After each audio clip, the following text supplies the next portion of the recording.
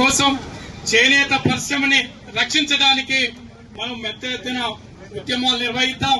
అందువల్ల రైతాంగ ఉద్యమాలు మరి మొన్న మహారాష్ట్రకి జరిగినటువంటి నాసిక్ ఉద్యమాలే మనకు నిదర్శనం. ఇలా పాలకులు అనుకుంటా ఉండ్రు ప్రజలు మరి ఏదో ఎన్నికల సందర్భంగా వాగ్దానాలు చేసి ఓట్లు వేయించుకున్న తర్వాత ఇలా కార్పొరేట్ వర్గాలకు ఇతర వర్గాలకు సేవ చేద్దాం.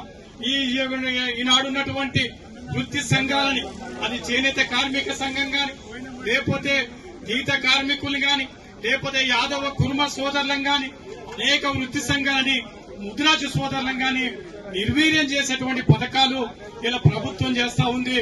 ఒక పక్క అందాల పోటీలు, లేకపోతే గ్లోబల్ సమ్మిట్, లేకపోతే అనేక పథకాలు, వేల కోట్ల రూపాయలు వచ్చేటువంటి ప్రభుత్వానికి, ప్రభుత్వం ఉన్నటువంటి కొంతమందికి లబ్ధి చేకూరే విధంగా పథకాలు తయారు చేసి ఉన్నటువంటి సంక్షేమ పథకాలని మరి నిర్వీర్యం చేసిన పరిస్థితి మనకు కనబడతా ఉంది.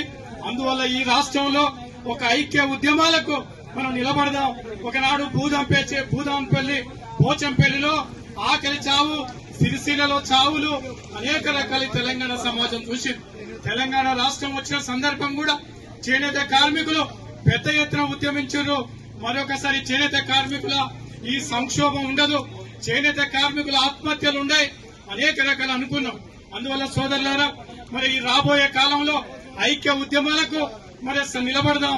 శాసన మండలి గాని, ఇక్కడ ఉన్నటువంటి మరి పెద్దలు శాసనసభలో మరి అన్ని వర్గాల ప్రజల కోసం మరి ఈ సమస్య గాని, మరి నేను పెద్దలు గౌరవనీయులు మరి ఎల్ రమణ గాని, నేను గాని చేనేత కార్మికుల సమస్యల మీద శాసన మండలిలో తప్పకుండా ఈ ప్రభుత్వాన్ని నిలదీదాం, మీకోసం నిలబడతామని ఈ సందర్భం గుర్తు చేస్తూ అవకాశం ఇచ్చిన మీ అందరికీ కూడా ధన్యవాదాలని చెప్తాం.